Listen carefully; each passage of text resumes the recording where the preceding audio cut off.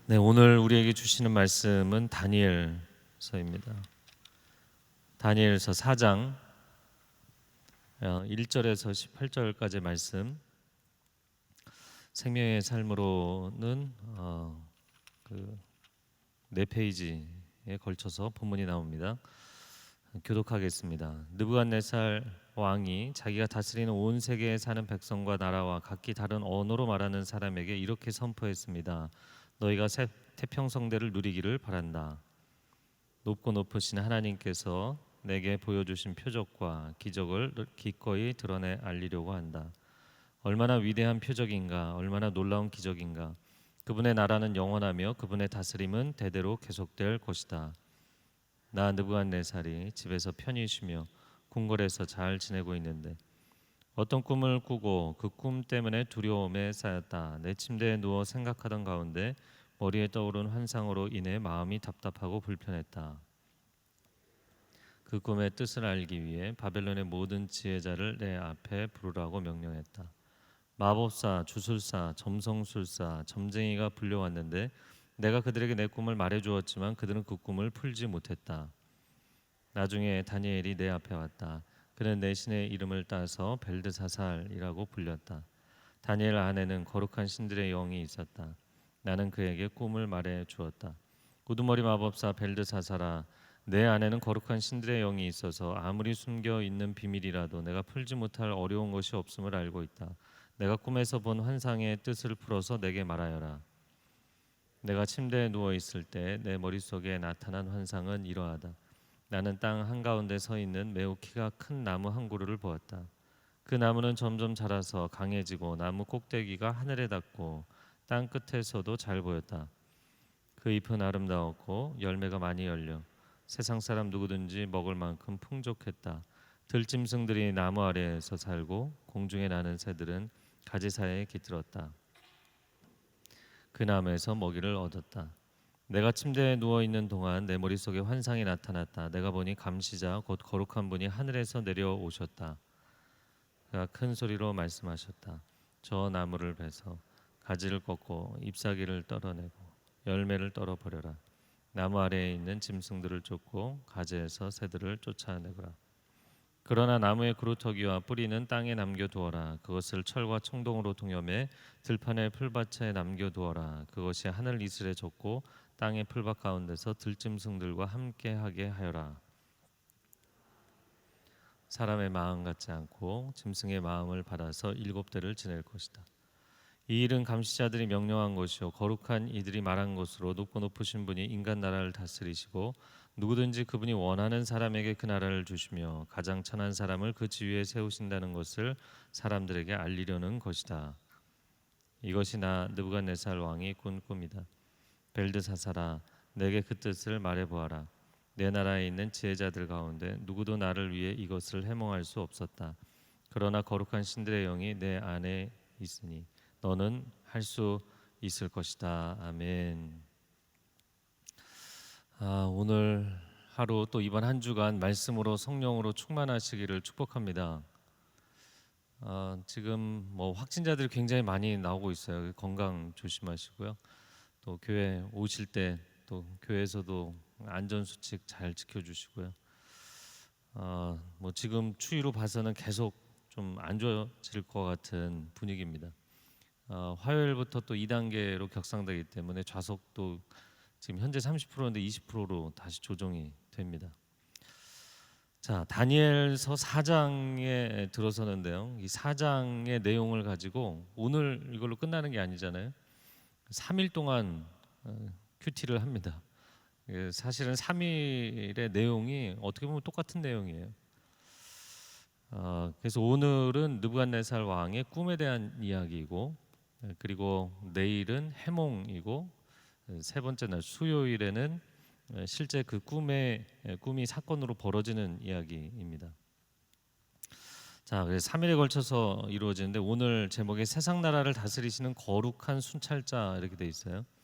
그래서 이 부분 물론 뭐 둘째 날, 셋째 날도 이야기하겠지만 이 부분을 좀 더 이야기하도록 하겠습니다. 자, 1절 말씀을 다시 읽어볼까요? 시작.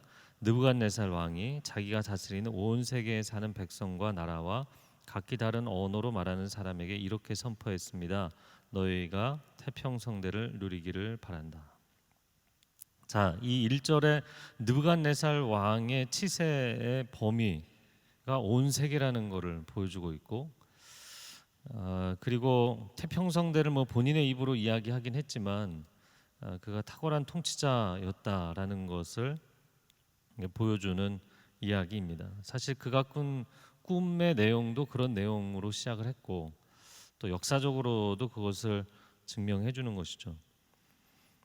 이 바벨론은 어떻게 보면 성경적으로 보면 영적으로는 상당히 치욕스러운 이름으로 이어지게 됩니다.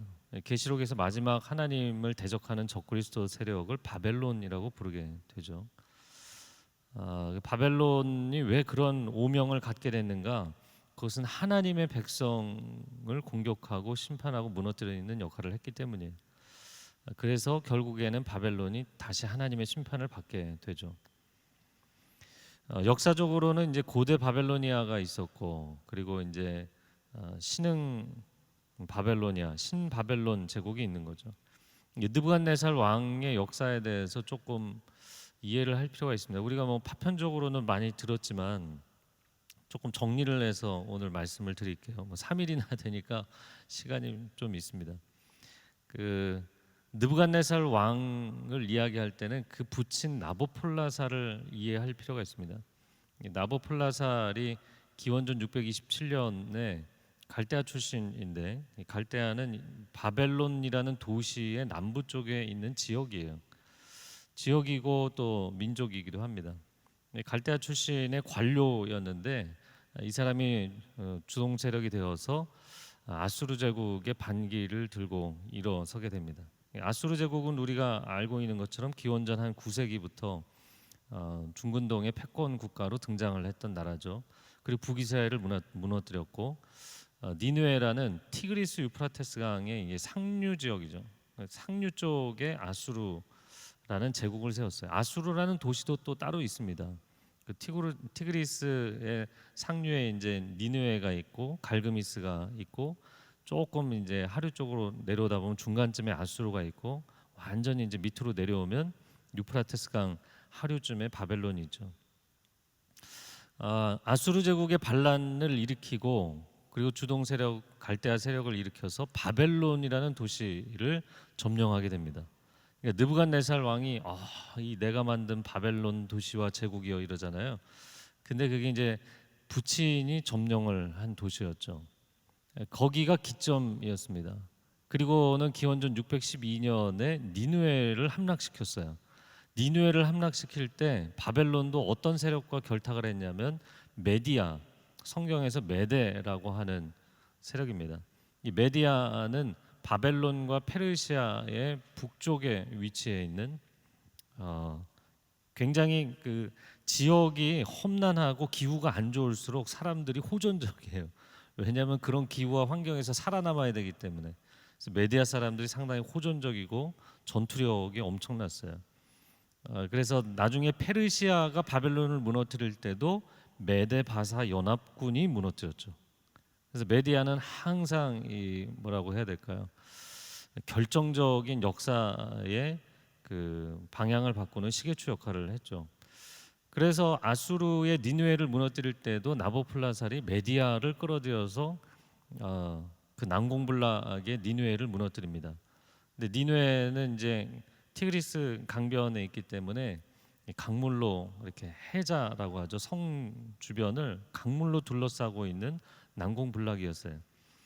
성루 위에 성벽 위에 전차가 2대 달릴 수 있는 굉장히 두꺼운 성벽에 해자까지 있고 뭐 아무도 침략하기 어려운 도시였습니다. 그런데 성경에 이제 곳곳에 뭐 예언도 나오지만 이 물의 성읍이 홍수가 나서 스스로 그 약점을 드러내게 됩니다. 그래서 이제 공격을 당해서 무너지게 되죠. 자, 그런데 나머지 아수르가 뭐 거대 제국이니까 잔존 세력이 어디로 도망을 갔냐면 갈그미스로 도망갔어요. 그래서 그 유명한 갈그미스 해전이 일어나는 겁니다. 갈그미스 전투 내지는 해전이라고 그러는데, 그 갈그미스 전투에서 명성을 떨친 사람이 나보폴라살의 아들 느부갓네살이었어요. 그래서 느부갓네살, 여러분 뭐 말이 길어서 다 기억을 못 하시면 나의 아들 느다 이렇게 생각하시면 되겠어요. 저 혼자 재밌어하네. 나와 느, 나는 아들, 그 부자간에 다 해결을 하셨는데, 그 느부갓네살이 기원전 605년에 갈그미스에서 아수르의 잔존 세력과 이집트의 연합군을 무너뜨렸어요. 그러니까 당대의 세계 최고의 제국 두 개를 한꺼번에 제거한 겁니다. 그리고 중근동의 명실상부한 최고 통치자로 급부상을 하게 된 것이죠. 그 이후로는 느부갓네살은 거칠 것이 없었어요. 같은 해 605년에 예루살렘을 1차 침공했고, 그리고 2차, 3차, 우리가 이제 성경의 역사로는 이제 3차까지 보지만, 저는 이제 지금 책을 쓰고 있잖아요. 책에 이제 5차까지, 총 5차까지 자세하게 썼는데, 기원전 586년에 그래서 결국에는 예루살렘이 함락됩니다. 느부갓네살이 거기 또 이제 군사령관 느부사라단을 보내고 본인이 이제 최종적으로 와서 접수를 하게 되죠. 자, 그리고 586년에 예루살렘이 무너지고 585년 바로 이듬해에 또 하나의 난공불락인 두로를 무너뜨립니다. 두로는 역사상 아무도 무너뜨린 적이 없었어요. 느부갓네살 전에. 느부갓네살이 처음 무너뜨렸고 그 다음에 알렉산더가 무너뜨렸어요. 이 두 사람이 무너뜨려서 최고의 명성을 가지고 있던 해상무역의 패권국가 두로가 페니키아의 두로가 무너지게 됩니다. 이 두로는 해안에 있는 도시로 찍혀 있지만 사실 해안이 아니고 섬이었어요.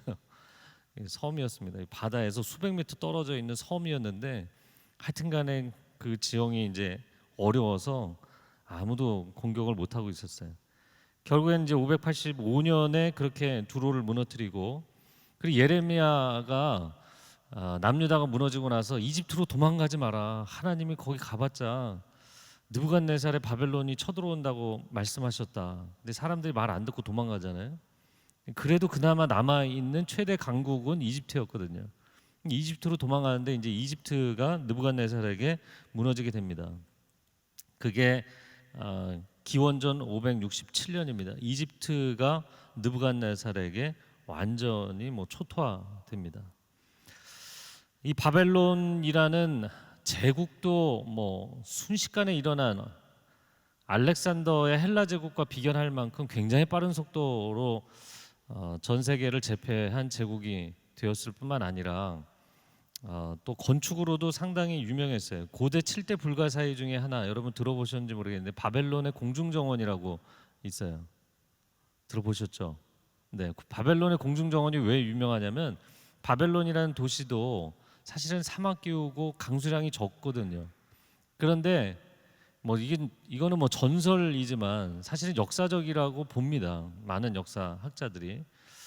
그거 뭐냐면 그 오늘날로 얘기하자면 고층 빌딩 같은 거예요. 고층 빌딩 같은 데에다가 세계의 각 지역에서 나는 식물들을 다 정원으로 엄청나게 멋있는 정원을 만들어 놓은 거예요.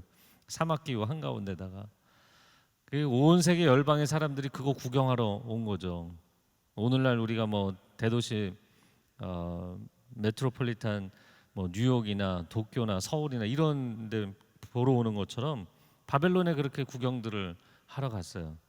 유프라테스 강에서 상당히 멀리 떨어져 있었는데 7km, 10km 굉장히 먼 길을 물길을 끌어다가 수로를 끌어다가 그 바벨론의 공중정원을 만들었어요. 그리고 바벨론도 역시 해자를 만들어 놓고 그리고 성벽의 두께를 26m, 그래서 전차가 4대가 달릴 수 있는 성벽을 만들어 놨어요. 그리고 성벽의 높이는 90m였다 이렇게 되어 있습니다. 상상이 안 되죠. 90m면 오늘날의 완전 고층 빌딩입니다. 전부가 90m는 아니었고요. 한 30m 정도였는데 90m에 말하자면 이제 성루, 거기 파수꾼들이 적이 어디서 오나 굉장히 평지에 세워놨는데도 저 멀리서 적들이 오는지 그거 감시하려고 거의 100개에 가까운 성루가 90m짜리들이었어요. 대단한 도시를 세운 겁니다. 그러니까 느부갓네살이 올라서서 이야, 이 도시와 제국을 내가 만들었지, 이럴 만한 사람이었습니다. 그러니까 정복자로서도 건축가로서도 통치자로서도 그야말로 불세출의 영웅이었어요. 헬라 제국의 알렉산더와 비견할 만하고 몽골 제국의 징기스칸에 비견할 만한 인물이었습니다. 자, 그런데 문제는 무엇이냐면 하나님의 백성을 건드렸다는 거예요. 물론 하나님께서 심판의 도구로 세우시기는 했지만 하나님의 백성들을 너무 무참하게 짓밟았고, 하나님께서 약속을 하셨잖아요. 70년 만에 돌아오게 하시겠다. 그러면 70년 만에 돌아온다는 얘기는 뭘까요? 그 제국이 70년 만에 무너져야 되는 거예요. 그래서 느부갓네살, 나보폴라살 이후에 나보폴라살은 사실 나라를 시작했다는 의미, 아수르 제국의 반기를 들고 일어났다는 의미 외에는 그렇게 큰 의미는 없다고 봐요. 물론 니느웨를 무너뜨린 거는 대단한 공적이었지만 실제적인 원조는 그래도 느부갓네살이죠. 근데 아버지 나보폴라살이 23년, 아들 느부갓네살이 42년, 합쳐서 65년 통치했고요. 그리고 나서 나머지 후진들이 다스린 게 23년 만에 무너집니다. 23년 만에 무너졌어요. 그러니까 한때 어마어마하게 강성하게 일어났는데 그냥 한순간에 또 무너지고 맙니다. 우리가 느헤미야의 신앙개혁이 일으키는 것은 오래 걸려도 무너지는 건 한순간이라 했는데 바벨론 제국이 일으키는 거 굉장히 빠른 시간에 일으킨 겁니다. 그럼 무너지는 건 더 빨리 무너졌죠. 자, 그런 역사적인 배경 안에서 이 꿈에 대한 해석을 이해할 필요가 있습니다. 자, 그래서 1절에 보면 온 세계에 사는 백성들아 태평성대를 누리라 이렇게 얘기했죠. 근데 제가 보면서 속으로 껄껄 웃은 것은 본인에게 태평성대지, 하도 정복 사업을 많이 해갖고 다 전쟁 치르고 다 고통받고 끌려가고 포로로 잡혀가고 본인에게 태평성대죠. 온 세계 사는 백성들을 본인이 다스리게 됐으니까 여러분 인사말로 한 겁니다. 평안하십시오. 그리고 나서 2절에 높고 높으신 하나님께서 내게 보여주신 표적과 기적을 기꺼이 드러내 알리려고 합니다. 그러면서 3절 같이 읽어볼까요? 시작. 얼마나 위대한 표적인가, 얼마나 놀라운 기적인가. 그분의 나라는 영원하며 그분의 다스림은 대대로 계속될 것이다.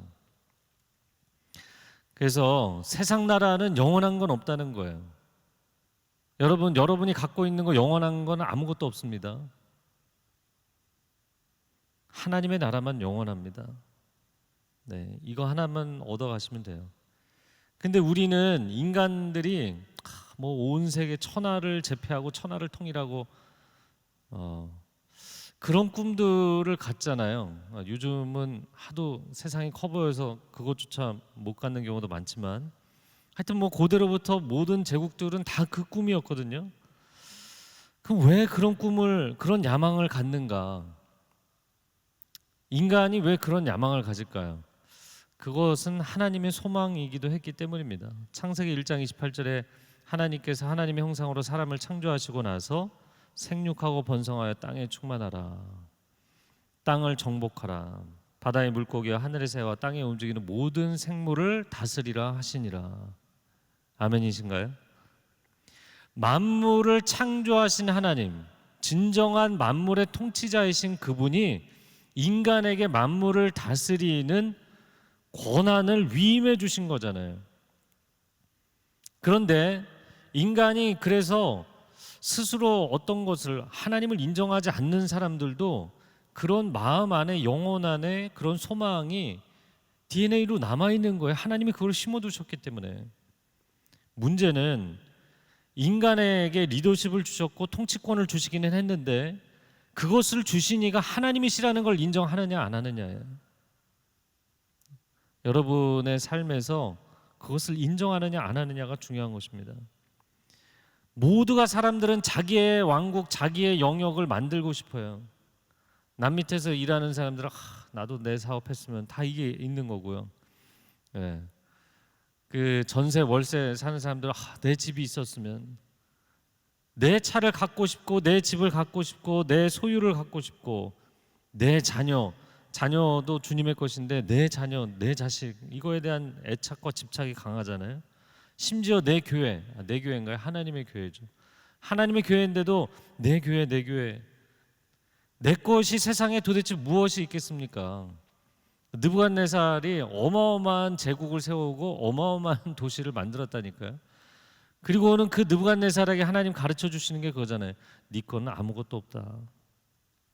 네가 뭐 그렇게 잘났냐? 이걸 하나님이 말씀해 주신 거잖아요. 느부갓네살이 깨닫고서 온 세상의 모든 백성들이여 여러분 깨달으십시오. 제가 하나 깨달은 게 있습니다. 내 것은 아무것도 없습니다. 다 하나님의 것입니다. 이방인 통치자, 세계의 최고의 정복가 중에 한 사람으로 이름을 올린 느부갓네살이 외치고 있는 거예요. 빨리 깨달으라고. 크리스찬인 우리에게, 하나님을 믿는 우리에게 오히려 역설적으로 이야기를 하고 있는 거예요. 자, 13절을 보시면 내가 침대에 누워 있는 동안 내 머릿속에 환상이 나타났다. 내가 보니 감시자 곧 거룩한 분이 하늘에서 내려오셨다.